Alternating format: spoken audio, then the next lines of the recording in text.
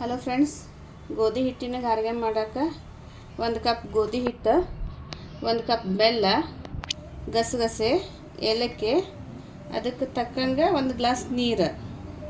ಇದನ್ನು first gas ಹೊತ್ತಿಸ್ಕೊಳ್ಳೋದು 1 cup ಬೆಲ್ಲನ ಹಾಕೋ.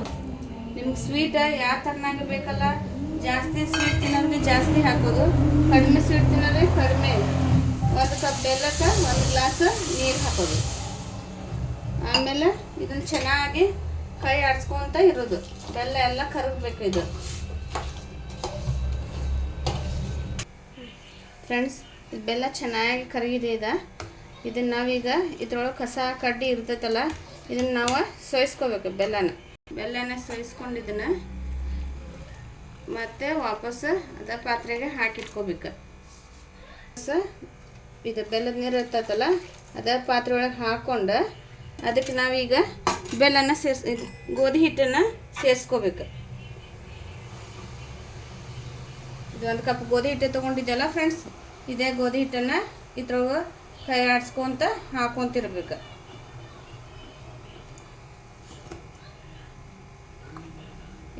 ಇದೇ ಥರನಾಗಿ ಕುಂಬಳಕಾಯಿ ಗಾರ್ಗೆ ಮಾಡ್ತಾರೆ, ಆಮೇಲೆ ಅಕ್ಕಿ ಹಿಟ್ಟಿನ ಗಾರ್ಗೆ ಮಾಡ್ತಾರೆ.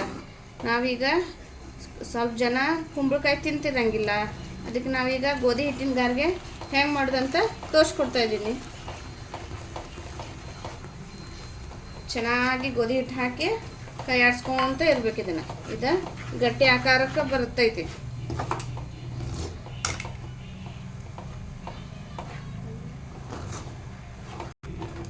ಇದಕ್ಕೀಗ ಫ್ರೆಂಡ್ಸ್ ಏಲಕ್ಕಿ ಹಾಕಿ ಜಜ್ಜಿಟ್ಕೊಂಡಿದ್ದೆಲ್ಲ ಏಲಕ್ಕಿ ಸೇರಿಸ್ಕೊಳ್ಳೋಣ, ಅಂದರೆ ಟೇಸ್ಟ್ ಚೆನ್ನಾಗಿ ಬರುತ್ತೆ.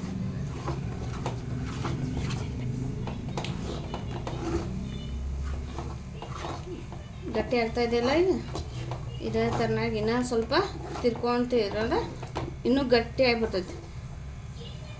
ಇದಕ್ಕೆ ಸಾವಯವ ಬೆಲ್ಲ ಹಾಕ್ಬೇಕ್ರಿ, ಅಂದರೆ ಟೇಸ್ಟ್ ಚೆನ್ನಾಗಿ ಬರ್ತೈತ್ರಿ. ಇದು ಸಾವಯವ ಬೆಲ್ಲ ಹಾಕಿದ್ರೆ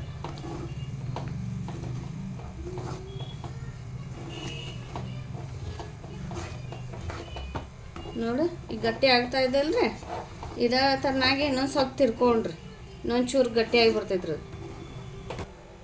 ಇದಕ್ಕೀಗ ಸ್ವಲ್ಪ ತುಪ್ಪ ಹಾಕೊಳ್ಳೋಣ್ರಿ, ಅಂದರೆ ತಳ ಹತ್ಕೊಳ್ಳಂಗಿಲ್ರಿ. ಅದು ತುಪ್ಪ ಹಾಕ್ಕೊಂಡು ಸ್ವಲ್ಪ ಹೊತ್ತು ತಿರುಗೋಣ್ರಿ. ಇದನ್ನು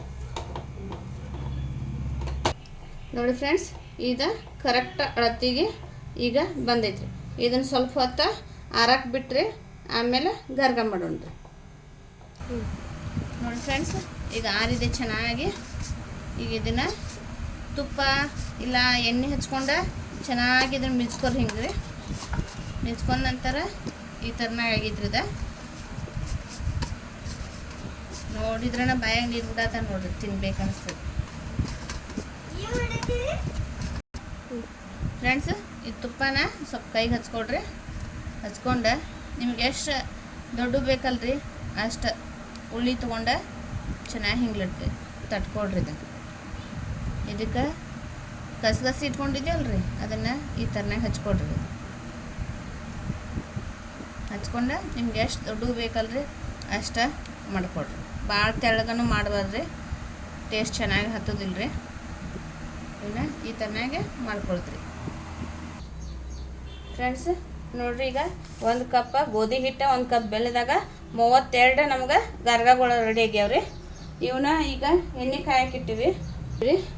ಎಣ್ಣೆ ಕಾದ ನಂತರ ಅವನದ್ರೊಳಗೆ ಹಾಕಿ ಇವನ್ನ ಫ್ರೈ ಮಾಡೋಣ್ರಿ ಫ್ರೆಂಡ್ಸ್. ಈಗ ಎಣ್ಣೆ ಕಾದತ್ತಿಲ್ಲ, ಸ್ವಲ್ಪ ಹಾಕಿ ಇದನ್ನು ನೋಡ್ರಿ ಚೆನ್ನಾಗಿ ಎಣ್ಣೆ ಕಾದೈತ್ರಿ. ಈಗ ಇದ್ರೊಳಗೆ ಇವನ್ನ ಒಂದೊಂದು ಗಾರ್ಗಗಳು ಬಿಡೋಣ್ರಿ.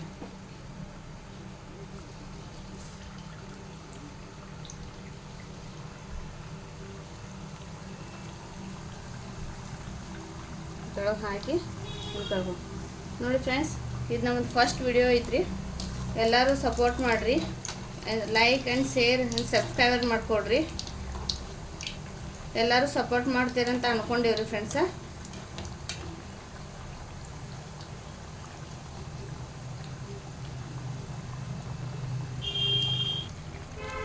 ನೋಡಿ ಫ್ರೆಂಡ್ಸ್, ಎಷ್ಟು ಚೆನ್ನಾಗಿ ಉಬ್ಕೊಂಡು ಬರತ್ತವಲ್ರಿ ಎಲ್ಲನೂ. ಈ ಥರನಾಗಿ ಉಬ್ಬಬೇಕು ಇವು ಗೋಲ್ಡನ್ ಫ್ರೈ ಆಗುತ್ತಕ ಬಿಟ್ಟು ಈಗ ತೆಗಿಯೋಣ ನೋಡ್ರಿ ಇವನ್ನ.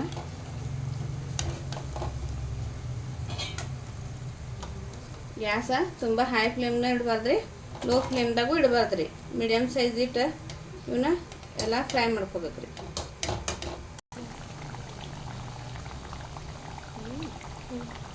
ನೋಡಿ ಫ್ರೆಂಡ್ಸ್, ಈಗ ಎಲ್ಲ ಗಾರಿಗಳ ಮಾಡಿದ್ದೀವಿ ರೀ. ನೋಡ್ರಿ ಈ ಥರನಾಗಿ ಗರ್ಗ ಆಗ್ತಾವ್ರಿ.